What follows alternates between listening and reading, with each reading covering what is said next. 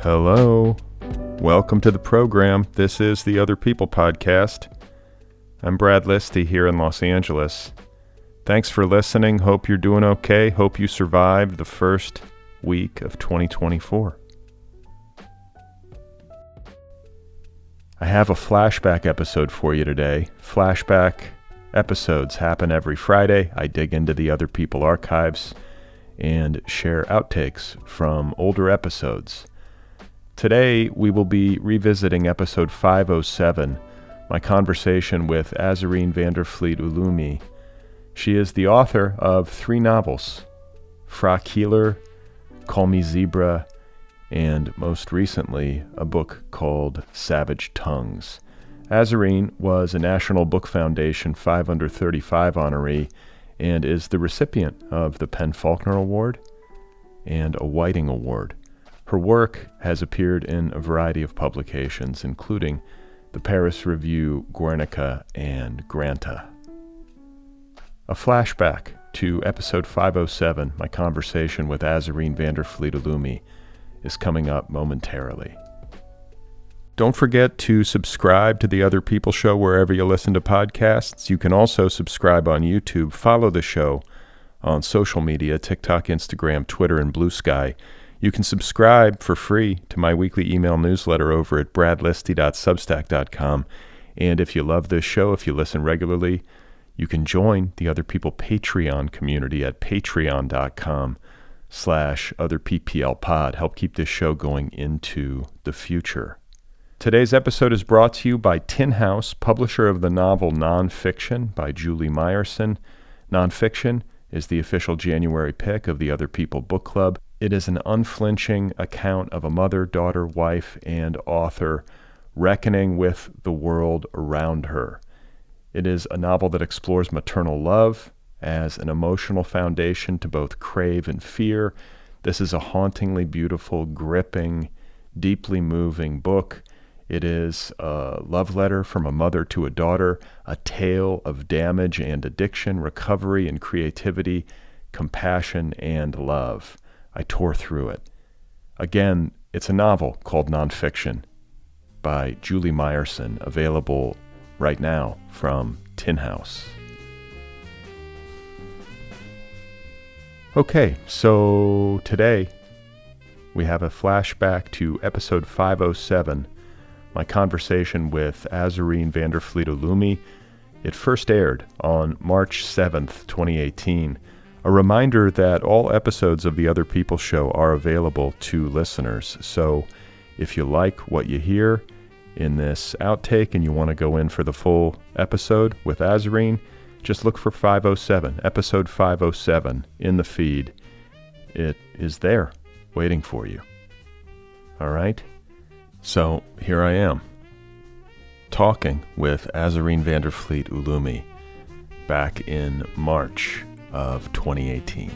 Well, I wish it were a linear story that I could iron out for you in just a 60-second thing, but really we moved around a lot and often would kind of leave a place and then go back to it months or years later. So kind of broadly speaking, I grew up in the Middle East, in Tehran, in the Emirates, in Dubai, and Sharjah, and then we spent some time in Scotland, though I don't remember much, and in Singapore.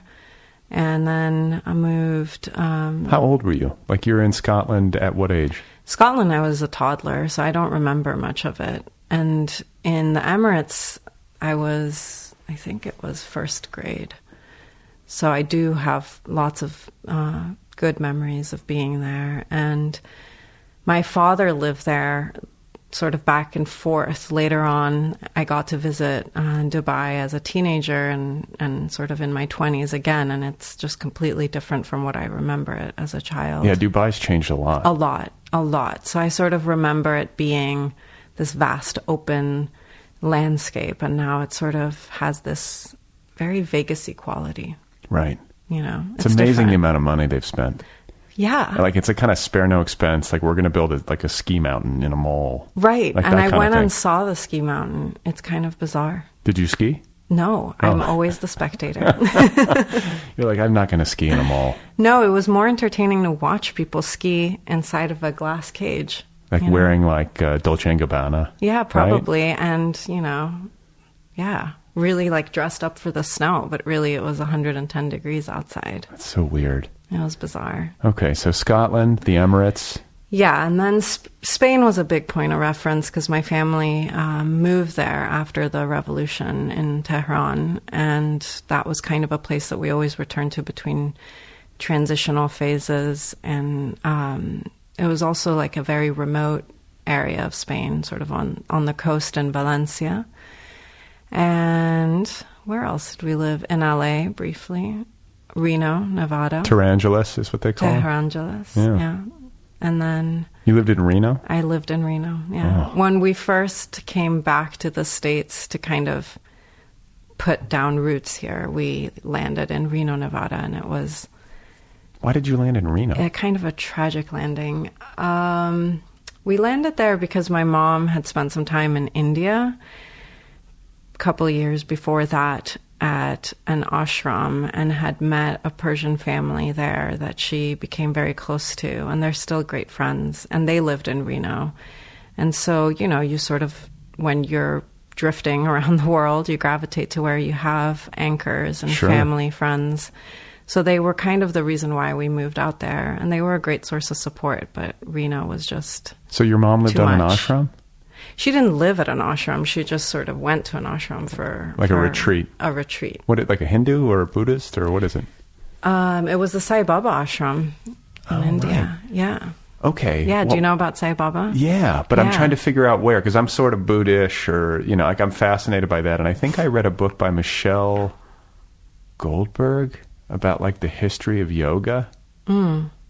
Maybe that was it. I don't know it. This is another thing. I think, were we talking on the air before? But it was about how well read you are. Just whatever we were just talking about. I think we were on air. Yeah. I can't remember anything. I can't remember what I read. I can't remember what just happened. But I read this book and liked it. And it was all about, oh, God. I want to say it was the Michelle Goldberg History of Yoga book.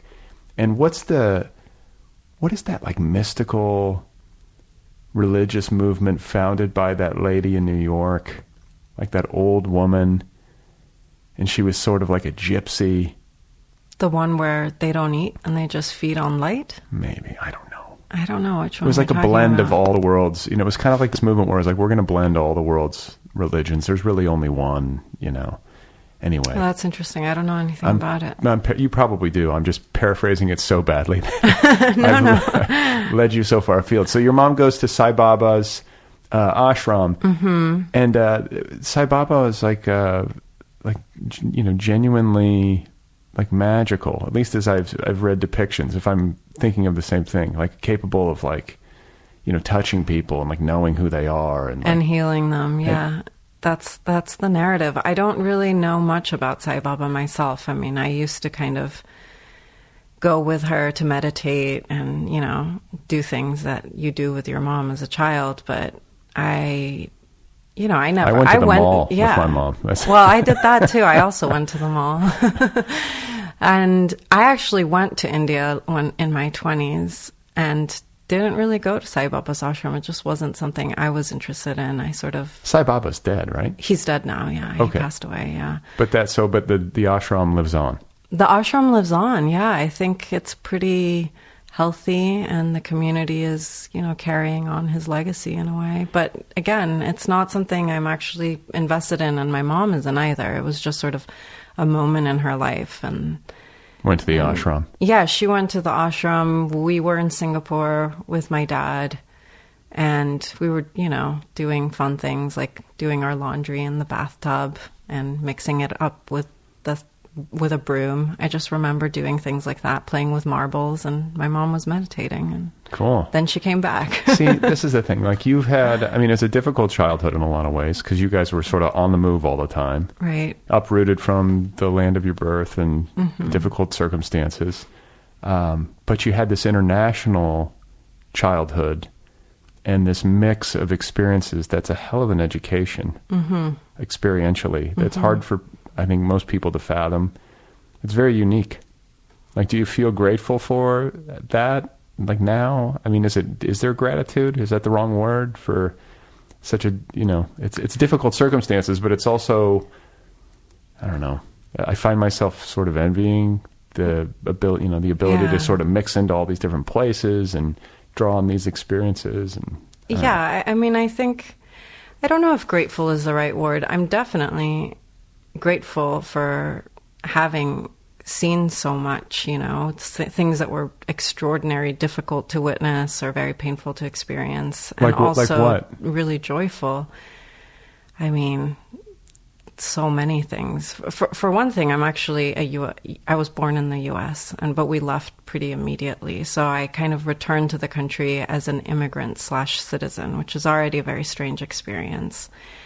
And growing up in Tehran, for example, there were things about just being a woman in that culture and being a body that was policed or surveilled heavily, and navigating my family's cultural legacy before the revolution, while also feeling really sympathetic to the way that the country was trying to rebuild its own identity and establish a sense of autonomy in the world, which I think is a worthwhile project given the kind of, cultural and ideological imperialism that we live in.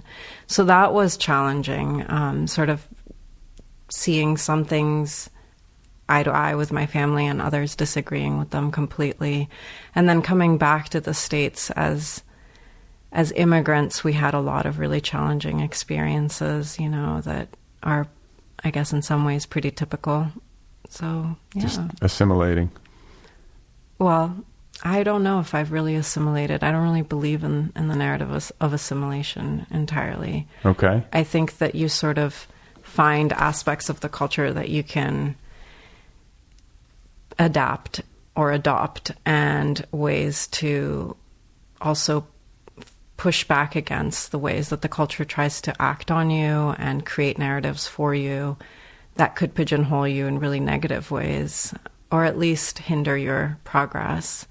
So I think it's sort of a learning to become an integrated person and learning to become an adult. You sort of figure out which needs of yours can be met by a certain, aspect of a culture, and which ones are always going to be frustrated by it, and kind of make your peace with that and choose your battles wisely. And in terms of like having a sense of your own identity, like what do you consider yourself Iranian? Do you consider yourself American? Like, do you consider yourself such things? Like, that's a really great question. I consider myself in some ways as a transnational person who's sort of from nowhere. And at the same time, I was just talking to my editor about this, that in the process of writing the book, I was able to lay claim to these places in my own really idiosyncratic way. And I feel I can very comfortably say I'm from all of those places at the same time. And there are a lot of contradictions between these cultures, sort of going from Iran to Spain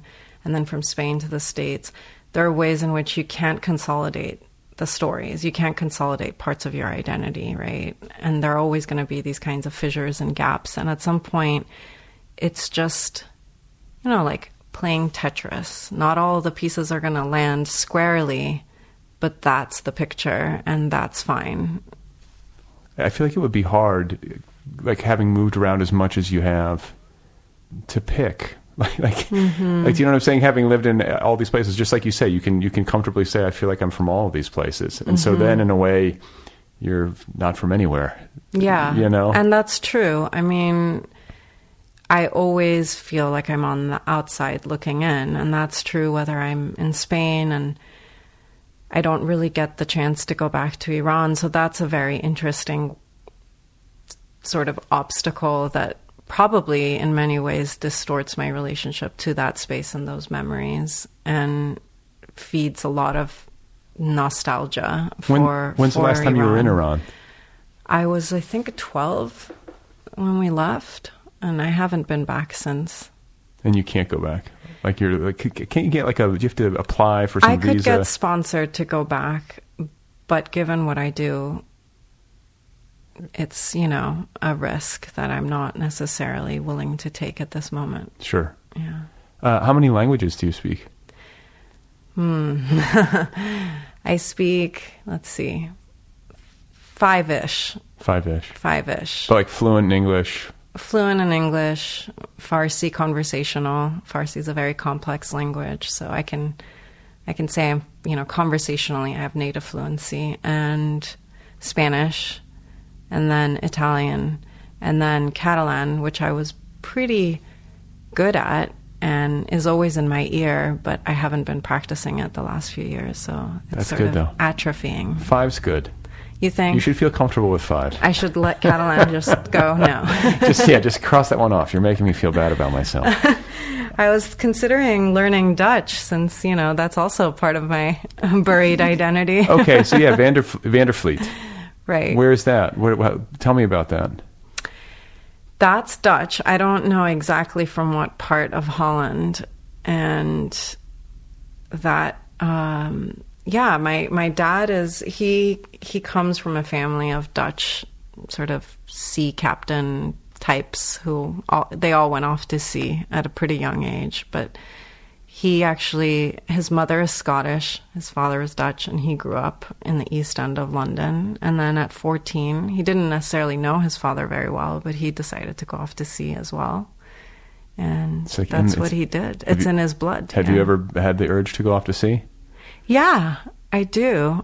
You know, when I'm looking at the ocean, I feel this huge sort of gravitational pull. But I think writing does that for me. It's kind of like allowing myself to just be at sea. I was just thinking, like, when I'm staring at the ocean here in Los Angeles, like off the coast, you know, I'm always just like, it's filthy. There's a lot of stuff in there. It's like makes me sad. Like, you know, like I'm like really sad, my kids are waiting, and I'm like, is there oil? Like, is there petrochemicals? Absolutely. I think about that so often living in Indiana. I love the Lake Michigan, but then I also really worry because there's all these nuclear plants and chemical plants all over there. Have you been to the dunes up in like is it Portage, Indiana? Where is it? I forget. There are dunes all over. Yeah, in Portage. There are the Warren Dunes, which are just gorgeous. I mean, spectacular.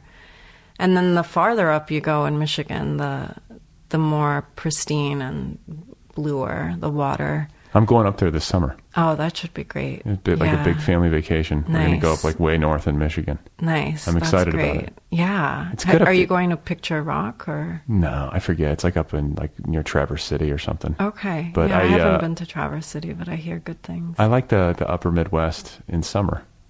It is beautiful. It's very charming, and the landscape actually really reminds me of the Caspian, growing up in the north as a child in Iran. So I sort of am you know, enamored by it because it evokes something. Yeah, it evokes something for me. Just that kind of humongous inland sea. It has its magic. That's great. And so your dad's Dutch. Right. He goes off to sea. What does that mean? That means he actually went to nautical school and, you know, was on dry land probably once a year for a couple of weeks for the next 17 years of his life or so. And when does he meet your mom? He met my mom in the 70s in Tehran. He got tuberculosis at some point because he was working for the British India Steam Navigation Company, and he wasn't allowed to be on ships in the same way because, you know, they're always in close quarters, and once you have TB, blah, blah, blah. So yeah, basically he started to kind of work on dry land, but always in relation to, you know, ships, offshore drilling, whatever it was he could do to be near the water. And that's how he ended up in Tehran. He was kind of launching his own business, but of course the revolution happened. It'll put a damper on launching a business, right? Yeah, and he was actually, I think, not allowed out of the country for a good 6 to 8 months and questioned often, and eventually was let go. And he had met your mom by that point? Yeah, they had already met. And you said earlier that you were born in the States. I was born in the States. So you were conceived in Tehran?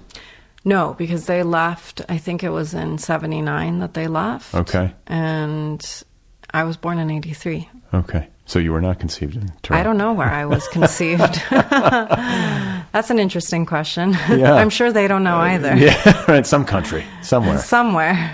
Okay. In transit. But then they happened to be like, was it on purpose that they came to the States to have you so that you could be an American citizen, or was it just like they happened to be here when you were? I mean, no, that's actually true. My mom was very, very smart. She came here and gave birth to me.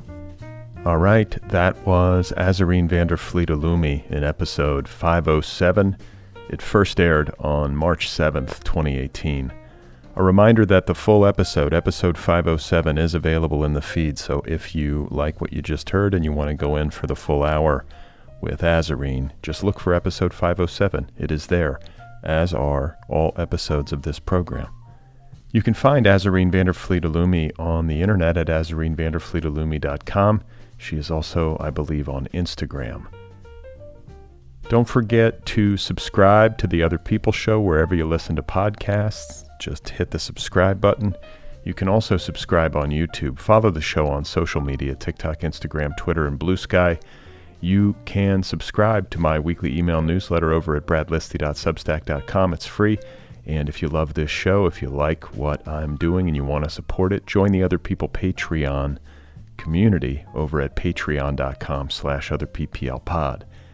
If you have a couple of minutes and you want to do me a quick favor, please give this show a rating and write a little review if that's an option wherever you listen. So Apple Podcasts, Spotify, whatever it is, rate The Other People Show, review The Other People Show. It helps listeners find this podcast.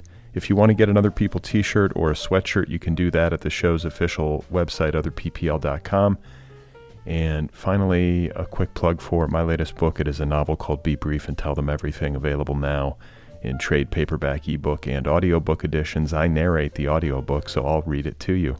How does that sound? It's called Be Brief and Tell Them Everything. It's a novel. It's out there. Okay, so that is it for today. Happy Friday, happy weekend. Have an enjoyable weekend.